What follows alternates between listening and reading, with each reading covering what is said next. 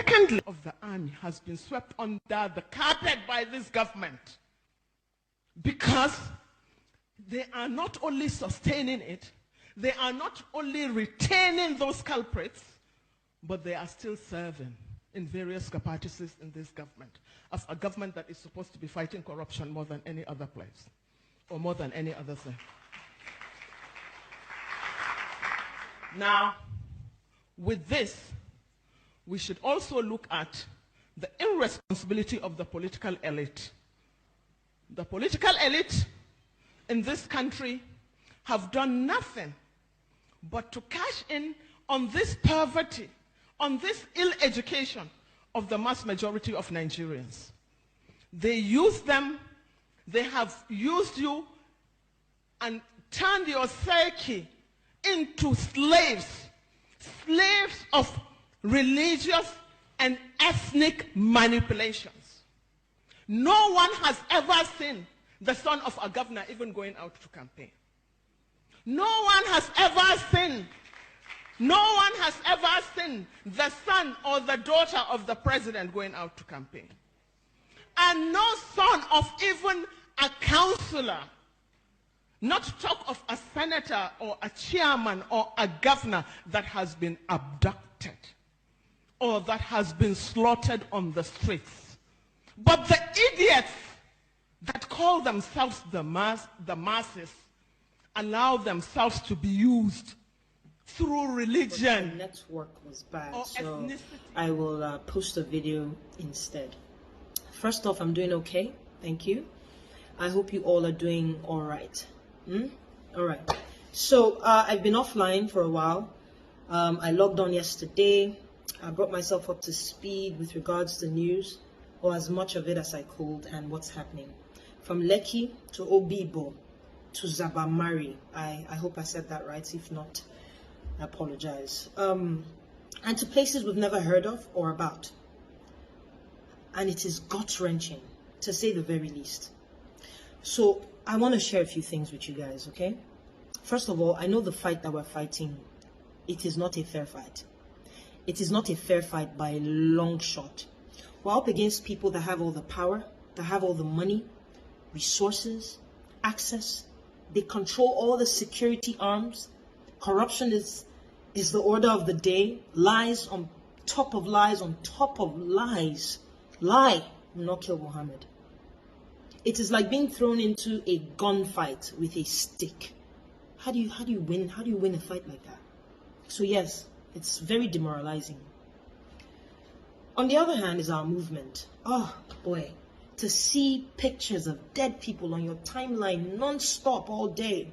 Hear stories of people and survivors and victims, and one has lost his leg, the other one his arm. Oh boy, it is depressing. Mentally, spiritually, emotionally, physically, it is depressing.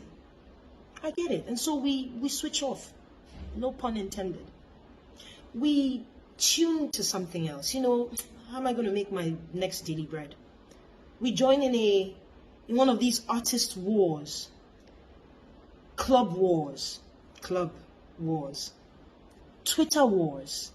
Who wore it better?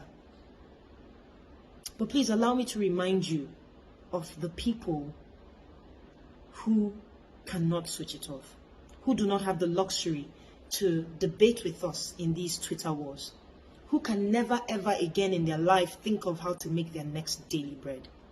Please allow me to remind you of the real heroes that died for me, that died for you. Look, there are two options as I see it. One I like to call the short-term option. The second one I call the long-term option. Mind you, both options have the same outcome.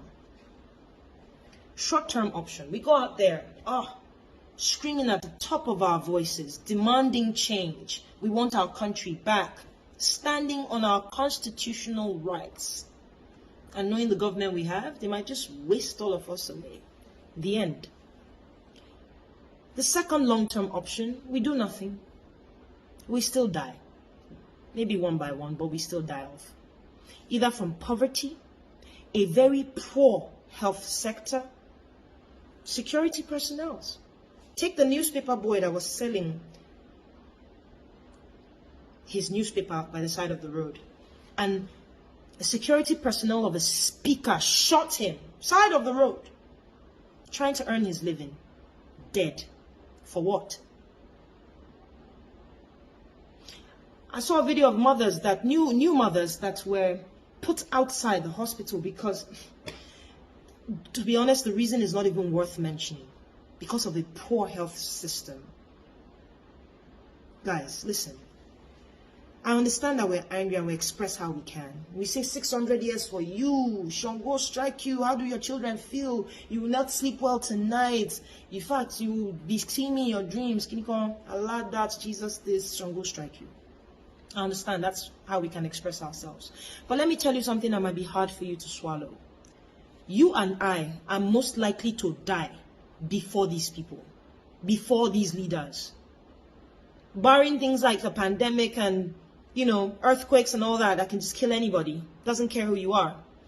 But you and I are most likely to die before our leaders. I'll give you an example. These people, with all the money that they've stolen, have access to the best medical care that money can buy. In fact, they do their checkups. If anything even wants to, as much as develop, they stop it right there. What do you and I have? What type of health system can you and I brag about? People die in the hospitals. The boy that got his leg cut off, it didn't have to be if proper medical procedures and attention was paid. Or maybe he just doesn't have the money. Here's another example, security.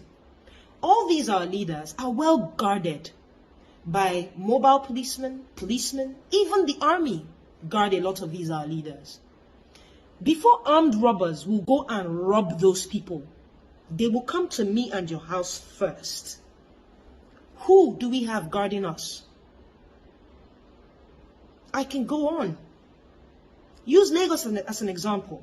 By the time you're driving in Lagos, the stress, the road network is poor, the road is bad, the stress of just navigating Lagos and dealing with people. Everybody is so on the edge. People are screaming at each other all the time. We are most likely to die of high BP before the people who, their security personnel, make way on the road for them. They are probably in the back seat reading the newspaper on the phone with their wives. They don't even know what's going on. You say peace of mind, they have peace of mind. Do not be mistaken for 1 second that you think these people don't sleep well. They do. In their well air-conditioned homes, their private jets, they do. Nothing wrong with these things if they were gotten legally, if they were well deserved. I could go on with so many examples, but I'll leave it there. So pick one, long-term or short-term, because it's the same outcome. Nobody should be forced to do anything. I don't believe that. You don't have to be forced to go out or stay indoors. Everybody's trying to stay alive. So it's very understandable. Everybody knows their own problem.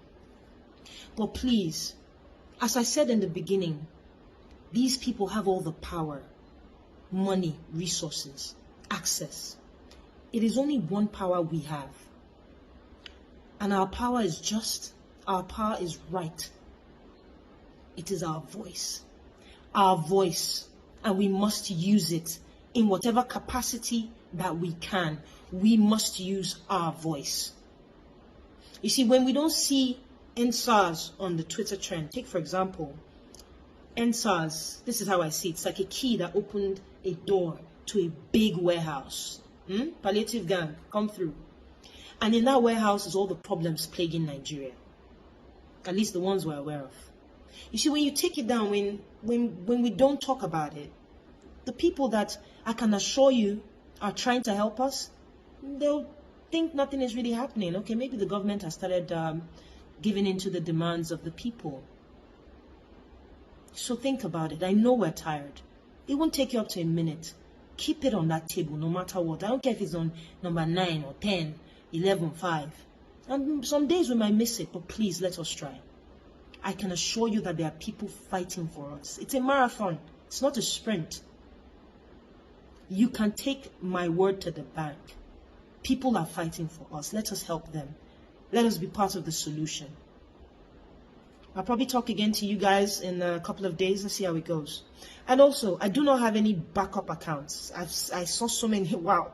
I don't have any backup accounts. I don't have any representing accounts, any substitute account. I don't. Okay, I'll probably put them in the caption just one more time. All right. Thank you guys.